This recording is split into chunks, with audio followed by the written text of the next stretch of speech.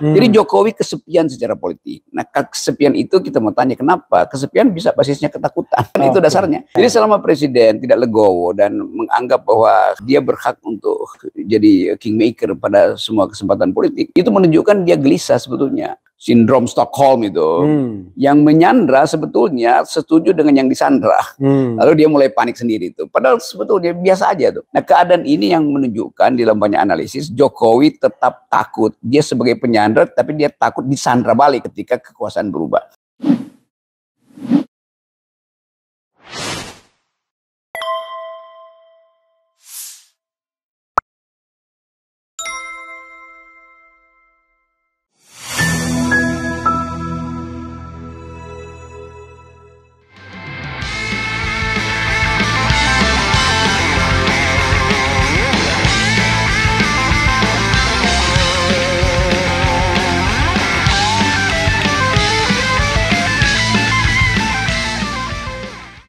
Assalamualaikum warahmatullahi wabarakatuh, sobat RH sekalian.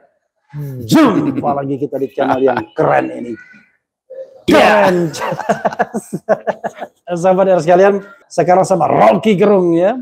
Kita bicara mengenai hal yang gawat di Republik ini. Kita bicara tentang demokrasi yang dibajak nomokrasi. Wah, demokrasi harus nomokrasi. Waduh. Tapi jadinya juristokrasi jangan-jangan. Atau jangan-jangan juristokrasi pun tidak. Jangan-jangan MK representasi dan kepanjangan. MK-tokrasi. Kekuasaan MK yang senang-senang. Komentar Bang Rocky. Yang pertama, Mahkamah Konstitusi itu dirancang sebagai peralatan negara. Bukan peralatan kepala negara. Itu intinya tuh. Dan sekarang yang kita lihat adalah MK itu disuruh-suruh aja oleh kepala negara tuh. Karena proses yang di awal kecurigaan kita akan ada pembicaraan makan malam antara ketua MK dan Presiden Jokowi karena ikatan perkawinan tuh. Itu buruknya tuh. Dan kita ingin ingatkan bahwa MK jangan sampai di akhir masa jabatannya itu dinilai atau diingat sebagai perusak demokrasi itu. Itu yang sedang kita bahas sebetulnya di masyarakat sipil. Fungsi MK ini betul-betul menghina akal sehat kita tuh. Jadi sebetulnya kalau ada semacam persidangan rakyat yang mesti dibubarkan pertama adalah MK tuh. Karena MK membatalkan kedaulatan rakyat. Kan itu intinya kan. Kalau kita lihat misalnya mengenai perpanjangan masa jabatan ya. Ada dua kan. Logika akal sehatnya. Kan Bung Rocky presiden akal sehat. Logika akal sehatnya dia mengatakan ini diskriminatif. Karena 11 lembaga lainnya, state auxiliary agencies lainnya itu 5 tahun. Tapi at the same time MK ketika dikasih gratifikasi 15 tahun, dia tidak menolak. Dan berlaku saat itu juga. Nah yang kedua adalah, kalau terkait dengan sistem pemilu ini, apa urusan MK menentukan sistem pemilu yang cocok atau yang konstitusional? Bukankah itu sifatnya dinamik gitu? Jadi pertama, MK lupa bahwa dia udah mengambil keuntungan dari posisi dia sendiri untuk diistimewakan. Sekarang dia mau membatalkan keistimewaan itu, berarti berlaku juga pada dia kan. Jadi mesti dievaluasi. Dan saya dengar DPR lagi berupaya juga untuk membatalkan atau memakai logika Mahkamah Konstitusi untuk memastikan bahwa Mahkamah Konstitusi ikuti aja lembaga-lembaga yang lain yang sedang dia bela hari ini kan, yaitu 5 tahun tuh. Ini akan jadi lucu-lucuan di dalam demokrasi. Ini disebabkan satu faktor, yaitu keinginan politik presiden untuk mengendalikan KPK. Karena itu peralatan presiden harus dipastikan masih bekerja di tahun politik. Jadi semua isu tentang ya ini soal judicial review basisnya udah bukan.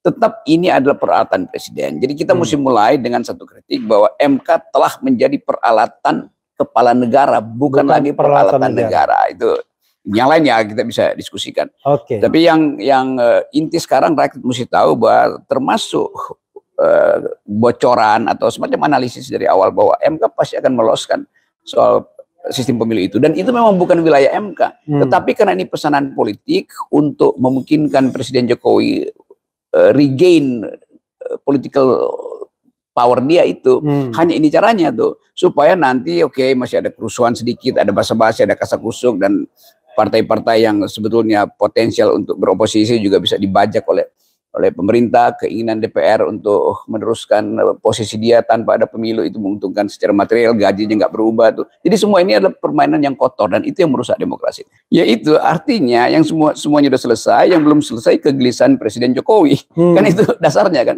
Jadi selama Presiden tidak legowo dan menganggap bahwa dia berhak untuk jadi kingmaker pada semua kesempatan politik, itu menunjukkan dia gelisah sebetulnya. Kan Pak Jokowi udah kasih endorse pada Prabowo, tapi mungkin dia pikir ya Prabowo bisa berubah pikiran juga. Ya, memang semua presiden yang terpilih secara demokratis tidak perlu mengikuti perintah atau bujukan dari presiden sebelumnya kan, karena etikanya begitu tuh. Bahkan terhadap Ganjar yang seharusnya Pak Jokowi bilang itu kan agen saya di PDIP, dan dia merasa bahwa Ganjar pada akhirnya nggak bisa dia kuasai lagi tuh. Jadi Jokowi kesepian secara politik. Nah, kesepian itu kita mau tanya kenapa? Kesepian bisa basisnya ketakutan. Kan itu dasarnya. Kalau kesepian basisnya adalah wisdom, kebijaksanaan, maka dia akan bilang silahkan jalan, saya memantau dari belakang. Ini adalah kesepian presiden karena takut ada problem hukum setelah dia lengser. Oke, tapi ada kesan kan sebenarnya state captures ya. Semua lembaga-lembaga negara ini disandra oleh kekuasaan. KPK disandra, MK disandra, bahkan partai politik non-state institution pun disandra semuanya. Lalu tiba-tiba kok kekuasaan ini takut sendiri gitu. Jadi dia menguasai semua institusi, dia mengambil alih semua wacana, tetapi kok dia merasa dia takut sendiri akhirnya gimana? Kalau kelihatannya dia merasa bahwa ada kepura-puraan dari orang yang dia sandra. Jadi sebetulnya menyandra itu kan harus ada bukti bahwa kekuasaan penyandra itu ada di atas kekuasaan yang tersandra. Nah sekarang itu sama seperti apa namanya itu sindrom Stockholm itu, yang menyandra sebetulnya setuju dengan yang disandra, lalu dia mulai panik sendiri itu. Padahal sebetulnya biasa aja tuh. Nah keadaan ini yang menunjukkan di dalam banyak analisis Jokowi tetap takut dia sebagai penyandra, tapi dia takut disandra balik ketika kekuasaan berubah. Artinya kemampuan dia untuk mengantisipasi bahwa peralatan dia untuk menyandra seolah-olah dianggap itu seluruh faktor masih dia kuasai, ternyata enggak. Jadi grab Presiden Jokowi terhadap permainan politik yang dia rancang sendiri hilang di tengah jalan. Bang Rok, masalahnya adalah kalau kita bicara keterlanjuran ya, artinya kalau misalnya maju kena mundur kena atau buah si malakama, bagi Presiden Jokowi oke, saya mau berkompromi dengan proses yang demokratik ya, berkompromi dengan akal sehat dan lain sebagainya. Tapi ada nggak jaminan saya nggak diapa-apain kalau saya nanti step down begitu? Itu pasti itu kan common sense-nya dia. Iya, common sense-nya itu. Dan kita tahu bahwa dia nggak bakal diapa-apain. Tapi justru kalau dia masih cawe-cawe, dia bakal diapa-apain. Kan terlihat semakin Jokowi ingin mengendalikan politik, semakin orang tahu berarti ada problem tuh. Kalau dia legowo tadi ya orang anggap oke, lengser ke Prabon, nggak akan ada persoalan bangsa ini bangsa yang maaf. Mikul dur mendem jero. Iya itu. Tetapi di dalam pikiran Jokowi nggak mungkin itu terjadi karena perubahan politik bisa berjalan di luar yang dia bayangkan. Nah bayangan buruk Presiden Jokowi ini sebetulnya yang menghantui dia sehingga dia harus atur semua peralatan MK, KPK, Departemen Dalam Negeri segala macam agar dia bisa kendalikan. Padahal legitimasi presiden, endorsement power dia kan makin lama makin habis.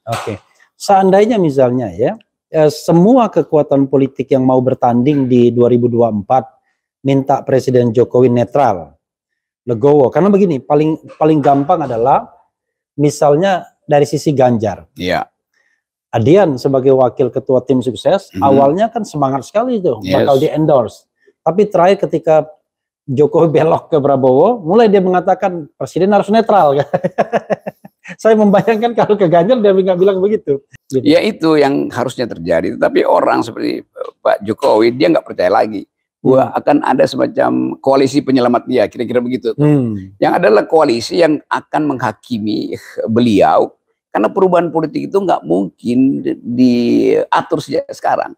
Kan presidennya akan datang juga dia punya legitimasi untuk mempersoalkan presiden sebelumnya, supaya dia tetap eksis gitu. Jadi ini proses psikologi biasa aja tuh. Nah psikologi ini yang mengganggu Jokowi. Jadi Jokowi tetap anggap mau bikin statement jamin saya pun nggak mungkin. Yang bisa jamin saya adalah kepastian bahwa saya mengendalikan politik. Tapi kan kalau kita bicara mengenai dia seperti memegang asap, ya kan, sesuatu yang kelihatannya dia mudah dia pegang, tapi nggak bisa dia pegang-pegang.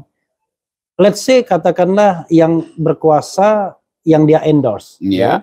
Tapi yang tidak ada jaminan bahwa dia pun tidak diapa-apain ketika rakyat pun bergerak meminta bahwa dia harus misalnya ya, ini misalnya dia harus diproses misalnya. Ya itu poinnya di situ. Jadi Jokowi ini sebagai politisi itu seperti lagi nunggang macan. Kalau dia berhenti dia diterkam oleh si macan. Kalau dia jalan terus dia kelelahan juga tuh. Jadi dia bingung mau ngapain tuh. Sementara nggak ada pohon yang dia bisa tangkap untuk dia bergelantungan di situ kan. Ini keadaan yang berbahaya sebetulnya. Dan selama itu tidak bisa diselesaikan sendiri oleh Jokowi, nggak ada yang mau bantu dia. Satu-satunya cara adalah Jokowi kasih public address, datang ke Refli Harun Channel untuk mengatakan, saya Presiden Jokowi, saya sadar bahwa politik sedang terganggu dan saya mengucapkan terima kasih buat dukungan publik selama 7 tahun, tapi saya mulai sekarang berjanji depan Refli Harun tidak akan cewek-cewek lagi, gitu. Baru dan berharap jadi candas itu. Berharap kemudian sebagian rakyat ya memaafkannya ya. Iya memang. Karena ada sebagian yang tetap mendukungnya kan. Kita realistis kan. Gitu. Ya, maksud saya channel Refli Harun itu semacam perwakilan dari oposisi gitu. Jadi minta maaf pada oposisi karena selama ini Pak Jokowi tidak percaya bahwa oposisi itu bisa jujur. Nah, sekarang masalahnya oposisi akhirnya nggak percaya lagi karena Pak Jokowi dari awal nggak percaya bahwa oposisi bisa jujur dan tidak akan mempersoalkan sesuatu. Kalau dari awal Jokowi menghendaki oposisi, tapi dari awal memang dia nggak menghendaki oposisi. Kita negeri ini membutuhkan radical break. Jadi mestinya ada kejadian-kejadian awal dulu. Kan kita mesti selesaikan bisul-bisul ini sebelum kita masuk ke 14 Februari yang adalah hari kasih sayang. Jadi untuk kasih sayang itu ya Anda selesaikan dulu masa lalu Anda. Ya, itu pentingnya tuh. Jadi udah tuh soal-soal yang menjadi kecemasan Jokowi, dia sendiri yang mesti menyelesaikan itu. Karena dia yang mulai sebetulnya kekacauan ini. Mulai dari saya, Refli Harun, pergi ke Mahkamah Konstitusi, minta threshold 0%, nggak diizinkan. Sekarang kasusnya berbalik, bahwa gara-gara threshold 20%, kesulitanlah Jokowi untuk mengendalikan satu orang. Kesulitanlah Jokowi untuk memprediksikan bahwa akan ada penjamin dia di masa depan. Sekarang kalau seandainya dia melakukan breakthrough, dan itu gampang sekali, dia konsolidasikan kekuatan dan dia keluarkan perpu, menghapuskan threshold 20% kan bisa. Iya, tapi kondisi rakyat itu akan ngamuk. Kenapa? Keadaan sekarang orang menginginkan perubahan cepat-cepat itu karena udah bosen dengan wacana-wacana penundaan itu kan. Jadi momentumnya udah hilang tuh. Memang secara konstitusional bisa ada perpu, tapi itu akan membakar rumput kering. Tapi kalau perpu 0% threshold. Oh, di 0% itu. Iya, perpu 0% threshold kan sebenarnya kan nggak ada masalah orang pendaftaran baru bulan Oktober. Justru itu yang kita minta, masih ada kesempatan. Kalau di perpu 0% sehingga bahkan calon independen mestinya dikeluarkan sebagai perpu kan. Perpu bahwa pemilu 0% dan mesti ada calon independen tuh. Supaya orang tidak beli kucing dalam karung. Dan akhirnya kemarahan itu bisa terkanalisasi semua dalam sebuah kompetisi ya. Saya baca beberapa survei bahwa swing voters terutama dari anak muda itu tinggi sekali, 27% menuju 30%. Ini memerlukan pemimpin alternatif artinya tuh. Justru ada satu isu lagi Bang Rock yang ingin saya singgung adalah soal mahalnya pemilu. Ya. Kemarin orang bilang sudah mengkalkulasi kalau nggak ada berapa triliun nggak mungkin lah. Ya 3 triliun, 5 triliun. Mungkin bagi sebagian kelompok masyarakat kita dengan rasio gini yang nggak karu-karuan ini, 3 triliun enteng.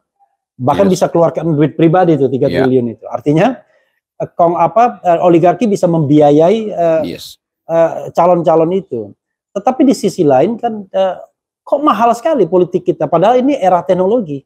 Saya membayangkan kan kayak di Refli Harun Channel ini kita nggak perlu ngapa-ngapain. Coba modal kuota kita bisa menyiarkan akal sehat ke seluruh penjuru dunia.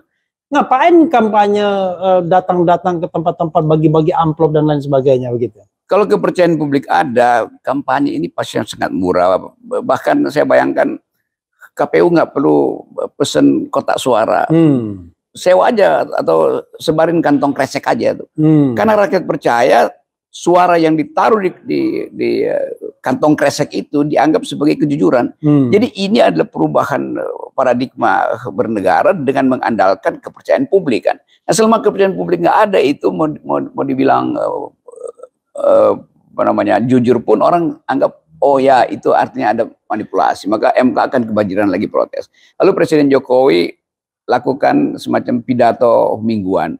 untuk memberi sinyal bahwa dia tidak ragu dengan proses demokrasi. Dia bahkan tidak cemas dengan masa depan dia. Ini cuma perlu 3-4 kali pidato. Lalu rakyat merasa oke, aman. Nah, dari segi itu ada semacam etik baru bahwa public discourse akan dituntun tanpa ada pengendalian politik. Ini cuma keinginan seorang pemimpin untuk memberi contoh aja. Dan tapi itu mudah. Radikal. Mudah sekali karena rakyat Indonesia selalu tunggu hal yang baik tuh. Nah, kalau itu justru yang dicemaskan Jokowi, maka rakyat anggap berarti Anda punya sedang berbuat jahat kan. Dan orang yang cemas itu atau dia betul-betul ingin bunuh diri atau dia ingin menyelamatkan diri. Dan akhirnya kalau seandainya ada public trust seperti itu, setelah pidato 3-4 kali itu, pemilu atau pilpres jadi murah kan? Jadi sangat murah itu. Jadi kita bisa hemat banyak hal. Iya, hanya dengan pidato kecil Jokowi bahwa dia minta maaf terhadap. Jadi nggak perlu sampai ratusan triliun untuk menyelenggarakan pemilu itu. Kampanye pun cukup di RH Channel. Iya, itu cukup dengan kuota 200.000. Iya, oke. Kalau misalnya jadi menteri ya, menteri apa Bung Rocky mau? Menteri Percepatan Perubahan Politik. Jadi Menteri Percepatan Perubahan Politik agar kita mengenal dan lebih akrab dengan etika politik ya. Ya, itu yang selalu kita inginkan. Jadi kita hidup dalam republik yang tanpa etika publik. Itu bahaya. Saya gini, tiba-tiba kalau bicara etika ya, kita stop dulu pembacaan, tiba-tiba saya miris sekali. Coba bayangkan, ada hakim MK ya, baru dilantik, baru terpilih, itu pun dengan menggusur temannya sendiri, ya kan? Tiba-tiba DPR tiba masa tiba akal digusur itu yang namanya satu hakim MK dan digantikan dengan yang orang dalam sendiri. Tapi orang dalam ini sudah mengubah putusan dan ditemukan bahwa dia melanggar kode etik, tapi kok nggak mundur gitu ya? Iya, karena dia juga merasa bahwa yang dia lakukan itu secara moral lebih rendah dari hal-hal lain yang dilakukan Pak Jokowi kan. I see. Jadi etik itu kan nggak bisa ditukar tambah tuh. Bahwa itu salah ya salah, nggak perlu lagi ada semacam ini salah kecil itu. Jadi bangsa ini tidak dididik untuk pergi pada prinsip-prinsip awal pembentukan negeri ini, yaitu republik. Republik itu semua urusan publik itu dibuka, bukan disembunyikan dalam kasak-kusuk, termasuk kasak-kusuk koalisi itu. Termasuk juga memperkecil sebuah pelanggaran etik seolah-olah ini kecil. Iya, itu sering dianggap pelanggaran etik itu sama dengan pelanggaran kode etik. Kalau kode etik itu bisa dibikin 1, 2, 3, 4, 5 terus. Sehingga kalau 7 yang baik, 3 yang melanggar masih bisa dimaafkan. Enggak, etika itu final tuh. Atau Anda busuk atau Anda bersih. Iya, kan itu. Anda merasa malu nggak, merasa bersalah nggak? Dinyatakan bersalah tapi nggak mau mundur gitu ya. Padahal kalau di luar negeri sebelum diadili etik, sidang etik dia mundur dulu. Jadi gitu. Kita justru mesti belajar dari pemimpin luar negeri. Padahal kita dianggap sebagai orang timur yang rosonya itu mendahului rasanya tuh. Nah, kita nggak ada rasa, nggak ada roso. Itu MK, KPU, KPK sama, semua disidangkan karena melanggar kode etik dan kemudian dengan santainya mengatakan ya sudah, karena sudah diputuskan tidak dipecat, ya maka tidak perlu mengundurkan diri. Itu namanya moral call-nya nggak bekerja itu. Hyper etiknya hilang karena ya tukar tambah arogansi atau sebetulnya intinya adalah arogansi kekuasaan aja. Padahal jabatan yang diemban itu adalah jabatan publik yang sangat membutuhkan etika. Sedikit pun terlukai atau tercederai, maka Anda akan kehilangan legitimasi kan? Betul, memang terjadi kan? Itu dasar dari etik begitu. Tuh. Dan silakan Bang Rocky closing statement untuk mengingatkan kita bahwa negeri ini tidak sedang baik-baik saja, tapi sebagai warga negara kita tetap rindu negara ini menjadi negara yang makmur. Saya senang sekali dengan Anda bilang green environment ya kan. Syukur-syukur green election juga. Ya green election itu ya tadi nggak perlu pakai kertas-kertas yang begitu. Ada lagi green group of green. Ya itu yang lagi ditunggu orang tuh. Ke arah mana tuh group of green ini akan mengalamatkan keresahannya. Jadi teman-teman, ini saya dengan Refli Harun, ada Pak Gatot tadi. Sebenarnya kita lagi menghadiri satu peristiwa keluarga itu, ada teman yang menikah tuh. Di situ ada banyak tokoh. Dan kelihatannya semua peristiwa pertemuan isu politiknya nggak bisa terhindarkan. Artinya ada satu suasana di mana semua orang ingin mencari kejelasan apa arah bangsa ini. Nah, arah bangsa itu ditentukan oleh percakapan-percakapan intelektual di beberapa podcast, termasuk podcast dari Refli Harun Channel. Jadi ikuti aja kalau Anda ingin belajar tentang etika publik. Iya, saudara sekalian, itu dengan Rocky Gerung. Dan mudah-mudahan saya sering bisa menangkap Rocky Gerung. Susah sekali menangkap beliau, ya. Kadang di sana, kadang di sini, dan yang susahnya adalah di Kathmandu, ya kan? Di Kilimanjaro, itu yang ribet. Selain kita tidak punya akses komunikasi, kita juga tidak bisa menjangkaunya walaupun akses itu hidup, karena sinyalnya tidak begitu kuat, ya kan? Kadang-kadang sinyal yang tidak kuat inilah membuat komunikasi kita jadi tidak baik. Padahal yang kuat sekarang adalah sinyal perubahan, tuntutan sinyal perubahan. Oke. Mudah-mudahan kita menjadi bagian dari perubahan. Wassalamualaikum warahmatullahi wabarakatuh. Waalaikumsalam. Salam akal sehat.